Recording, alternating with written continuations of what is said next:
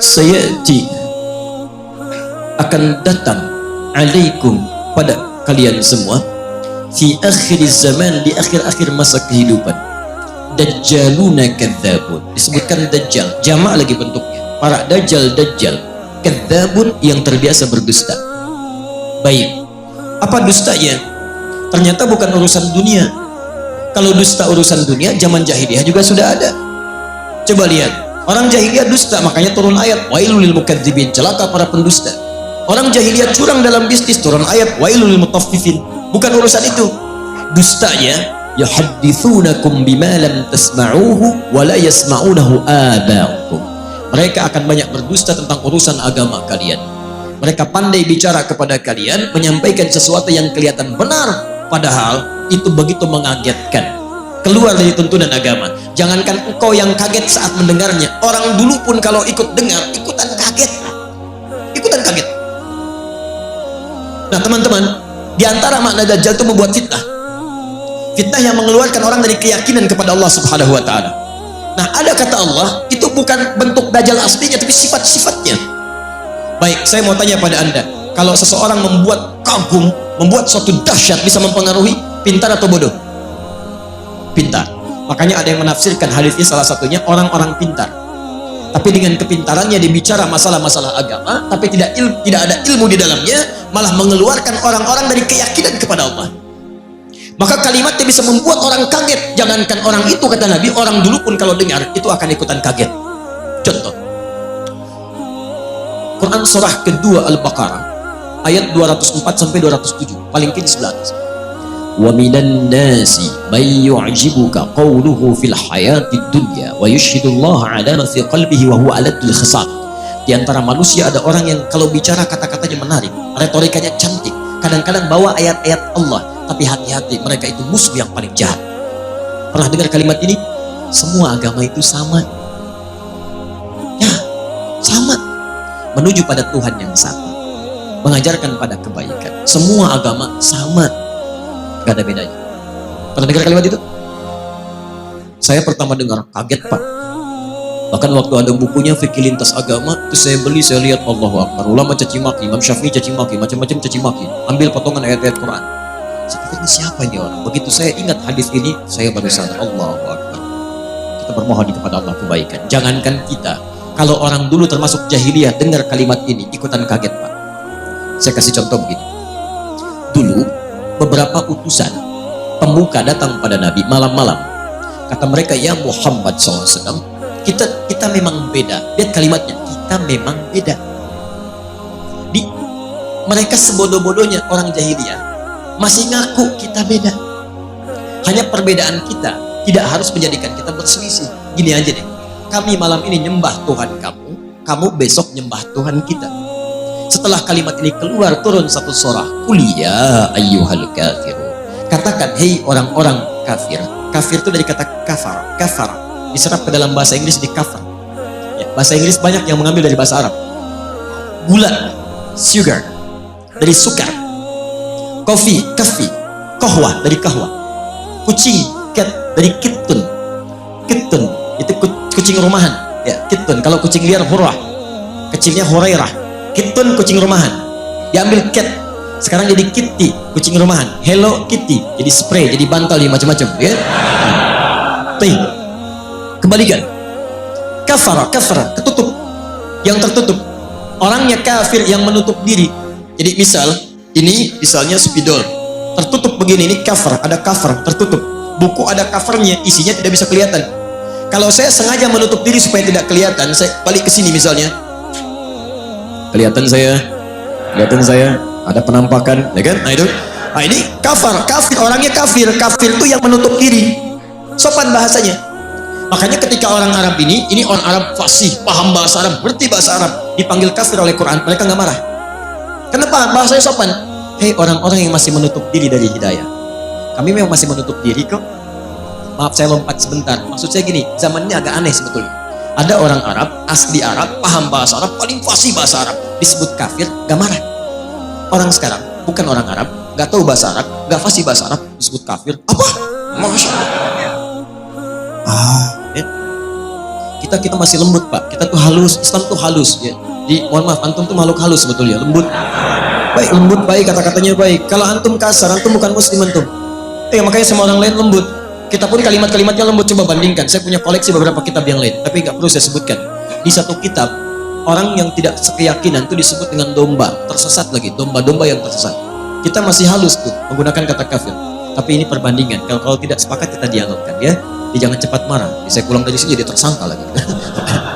Nah, sekarang lihat. Kata orang jahiliyah ini, kita memang beda. Sejahiliyah-jahiliyahnya dia mengatakan kita beda. Kenapa ada orang pintar yang setelah keluar dari jahiliyah dia mengatakan semua agama sama? Itu kalau kedengaran orang jahiliyah ikutan kaget mereka. Sebodoh-bodohnya orang jahiliyah mengatakan kita beda. Makanya ketika risalah Islam datang, mereka merasa ini beda. Ada perbedaan, ada penolakan dari mereka karena berbeda. Orang sekarang tiba-tiba, Masya Allah, saya katakan kepada Anda, maaf ya, yang bilang semua agama sama itu pintar atau bodoh? Baik, gelarnya ada nggak? Mana ada orang bodoh punya gelar? Ya S1, S2, S3, Masya Allah, sampai S banyak, dingin dan macam-macam, belajar keluar dan sebagainya, tiba-tiba pulang-pulang mengatakan semua agama sama.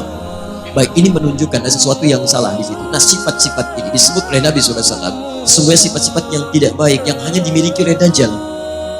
Makanya pada orang-orang seperti ini kita didorong oleh Al-Quran untuk bisa satu, Quran surah keempat ayat 140. Ingat, bukan mencela, bukan menghina, bukan macam-macam. Lihat ayat Quran. Wa qad nazzala 'alaikum fil kitab. Telah tetap ketentuan dalam Al-Quran. Quran surah keempat ayat 140 paling kiri sebelah bawah. Awas ya, jangan dipotong kalimat saya. Saya tidak menyebut mereka dengan Dajjal. Awas, hati-hati. Nanti muncul tag di dalam YouTube misalnya, Ustaz Adi, Dajjal. Masya Allah, munculin ini. Tidak, lihat.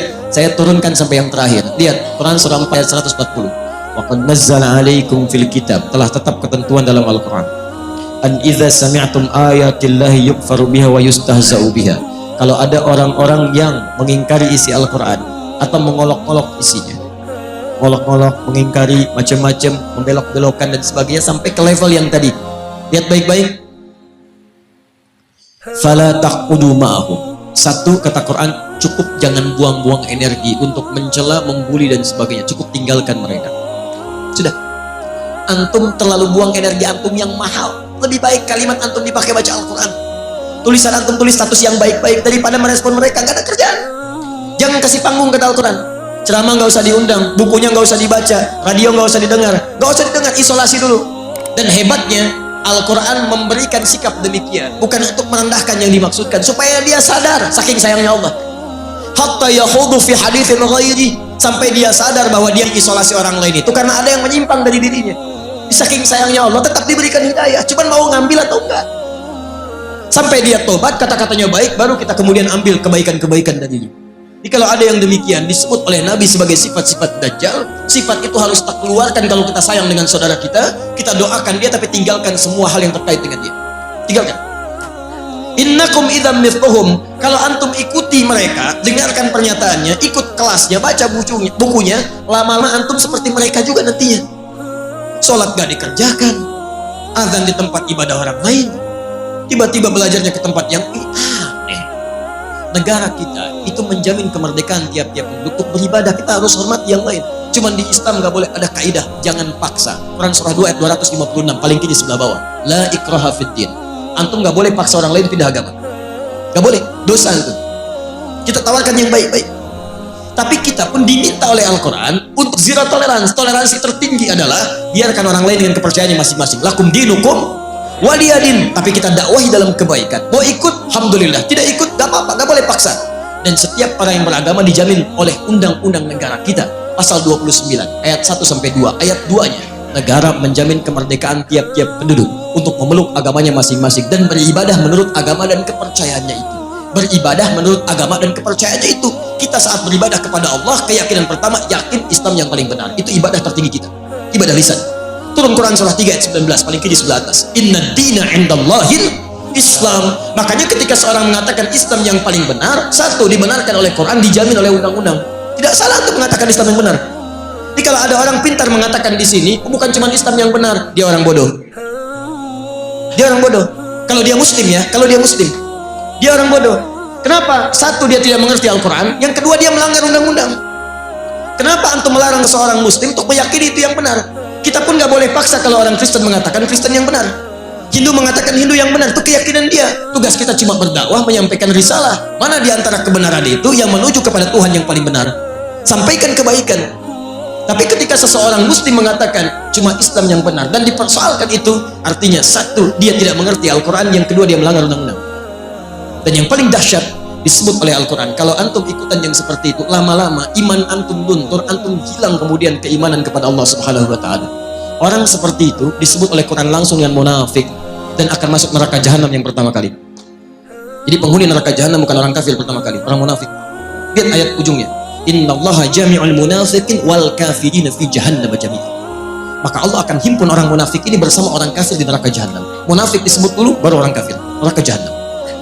Ya, maaf ya, kalau urusan akidah saya tegas, saya tidak ingin ada sahabat-sahabat saya, saudara saya kemudian terperosok dalam keburukan. Karena itu kalau ada yang menyimpang seperti itu, jangan dulu kita keluar kalimat yang tidak bagus, tidak, kita doakan, solasi, arahkan pada kebaikan. Dia ikut, alhamdulillah, tidak ikut, biarkan. Nah, itu yang terbaik. Jelas ya?